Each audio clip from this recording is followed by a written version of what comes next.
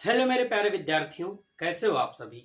मैं रविरंजन सर स्वागत करता हूं आपका अपने यूट्यूब चैनल इंग्लिश मस्ती रवि के बेहतरीन क्लास में।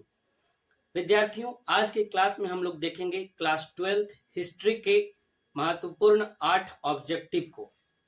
विद्यार्थियों, यदि आपने पार्ट 1 हिस्ट्री का जो हम 8 ऑब्जेक्टिव पहले बताए थे पार्ट 1 उसको नहीं देखा तो आप जरूर जाकर देखिए। हम अपने यूट्यूब चैनल पे प्लेलिस्ट हिस्ट्री का बना दिए हैं और इसी तरह आपको हिस्ट्री, ज्योग्राफी, पॉलिटी ये सभी का ऑब्जेक्टिव सब्जेक्टिव सारा क्वेश्चन बताया जाएगा।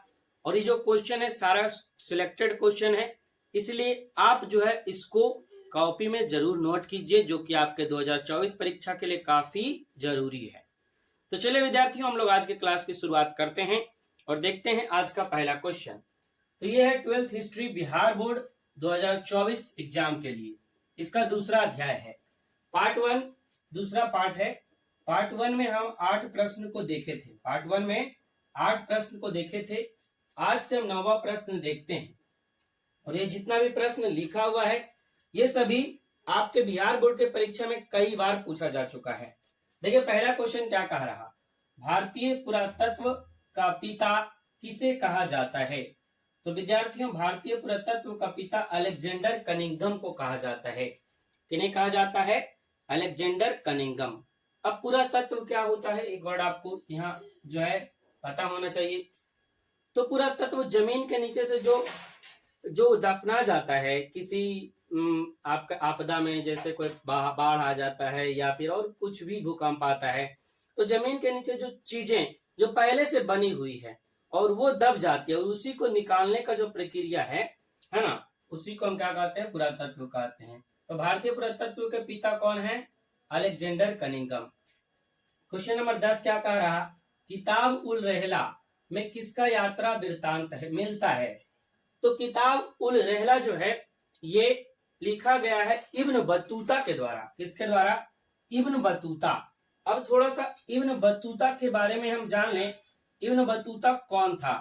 तो विद्यार्थियों, इब्न बतूता जो था वो अफ्रीका के मोरक्को का निवासी था, है ना। अफ्रीका एक देश है, अफ्रीका एक महादेश है, इसमें एक देश है मोरक्को।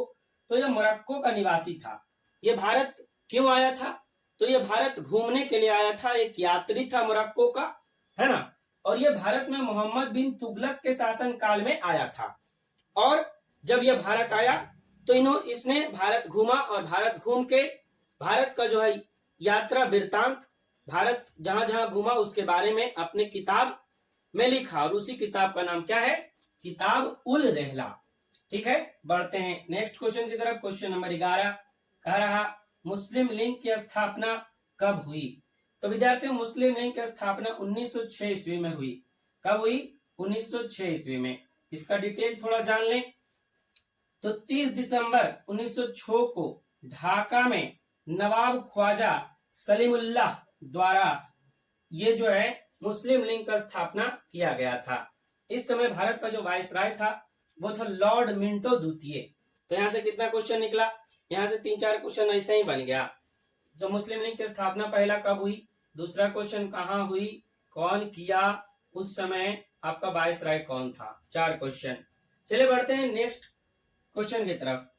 नेक्स्ट क्वेश्चन है, सिद्धू कान्हू ने किसका नेतृत्व किया था। सिद्धू कान्हू जो है वो 2 भाई थे जो कि आदिवासी क्षेत्र संथाल परगना में रहते थे, है ना।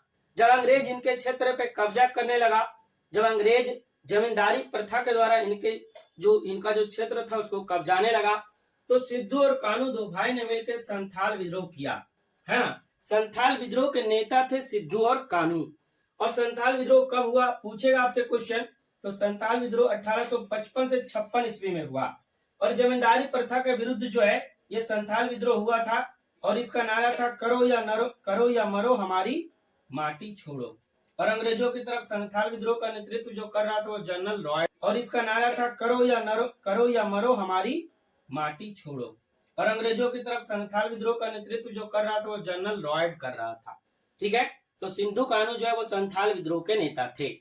बढ़ते हैं नेक्स्ट क्वेश्चन की तरफ। क्वेश्चन नंबर 13 कह रहा क्या, रानी लक्ष्मीबाई का अन्य नाम क्या था।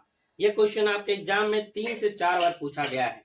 तो रानी लक्ष्मीबाई का वैसे नाम तो रानी लक्ष्मीबाई था, लेकिन इनका अन्य नाम था छबीली मन्नू मणिकर्णिका। ठीक है, चलिए बढ़ते हैं क्वेश्चन नंबर 14 की तरफ। कह रहा व्यापकगत का सिद्धांत का संबंध किससे है, यानी व्यापकगत का सिद्धांत, डॉक्ट्रिन्स ऑफ लैप्स इसको अंग्रेजी में कहते हैं, है ना। इसको कौन दिया था, तो इसको दिए थे लॉर्ड डलहौजी, जिनका शासनकाल 1848 से 1856 तक था भारत में। अब देखिए थोड़ा सा जान लेते हैं कि लॉर्ड डलहौजी जो थे, इनके समय में भारत में क्या क्या काम हुआ था। तो लॉर्ड डलहौजी हमारे भारत के लिए अच्छे भी थे थोड़ा, बाकी तो वो इंग्लैंड के तरफ से आए थे, तो जो है पहले इंग्लैंड वाला लोग अपने बारे में सोचता है, लेकिन ये कुछ कुछ भारत के लिए भी ठीक ठाक थे, क्योंकि देखिए इनके समय में जो है प्रथम ट्रेन मुंबई से ठाणे तक चला था 1853 में। 1854 में इन्हीं के समय में डाकघर अधिनियम पारित हुआ था। 1800 फिर इन्हीं के समय में सिक्किम को भारत में मिलाया गया था, और 1854 में वुड डिस्पैच का नियम आया था, जो कि शिक्षा से संबंधित था, और इस वुड डिस्पैच नियम को भारतीय शिक्षा का मैग्ना कार्टा कहा जाता है।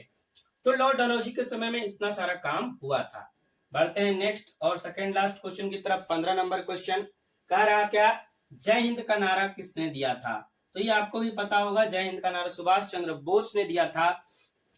सुभाष चंद्र बोस ने, इसके अलावा और कौन नारा दिया था, दिल्ली चलो, और इसके अलावा एक नारा और दिए थे सुभाष चंद्र बोस, जो क्या था, तुम मुझे खून दो मैं तुम्हें आजादी दूंगा। ठीक है, बढ़ते हैं आज के लास्ट क्वेश्चन की तरफ। 16 नंबर क्वेश्चन कह रहा क्या कि मौर्य साम्राज्य का प्रथम शासक कौन था। तो विद्यार्थियों, मौर्य साम्राज्य का प्रथम शासक जो है वो चंद्रगुप्त मौर्य था। चंद्रगुप्त मौर्य ने नंद वंश के अंतिम शासक घनानंद को हराकर मौर्य साम्राज्य की स्थापना की थी। देखिए डिटेल्स में लिखा हुआ है, चंद्रगुप्त मौर्य नंद वंश के शासक घनानंद को हराकर 323 ईसा पूर्व में मगध की गद्दी पर बैठे। चंद्रगुप्त मौर्य ने सेल्यूकस निकेटर जो यूनान का जो है वो शासक था, उसको हराया, है ना। उसको हरा करके उनकी एक पुत्री थी हेलेना, उससे विवाह कर लिया, और सेल्यूकस निकेटर को 500 हाथी उपहार में दिया था। कितना, 500 हाथी। तो चंद्रगुप्त मौर्य जो थे वो एक महान राजा थे हमारे मगध क्षेत्र के, और उन्हीं के उत्तराधिकारी कौन थे, अशोक थे, है ना। चलिए, तो आई होप आपको क्लास अच्छा लगा होगा। क्लास अच्छा लगा तो आप लोग लाइक कीजिएगा, और ज्यादा से ज्यादा स्टूडेंट को शेयर कीजिएगा, ताकि ज्यादा से ज्यादा स्टूडेंट इस क्लास का लाभ उठा सकें। यदि आप हिंदी पढ़ना चाहते हैं 12th के लिए, तो हमारे चैनल आर्ट संग्रह रवि से जुड़िए, है ना। और इंग्लिश ग्रामर के लिए हमारा नया चैनल RR ऑनलाइन क्लासेस, इसको भी आप जो है वो सब्सक्राइब कर लीजिए। बाकी फ्री PDF पाने के लिए आप हमारे टेलीग्राम चैनल इंग्लिश मस्ती रवि और बिहार बोर्ड 12th ऑफिशियल 2024 को जरूर ज्वाइन करें। ठीक है विद्यार्थियों, मिलते हैं फिर आपसे नेक्स्ट क्लास में। नेक्स्ट आपका जो पॉलिटी का क्लास होगा, तब तक के लिए जय हिंद, वंदे मातरम। आप लोग खुश रहें, तंदुरुस्त रहें, मस्त रहें, मजा से पढ़ते रहें, हम आपको मजा से पढ़ाते रहेंगे। ठीक है, बाय बाय।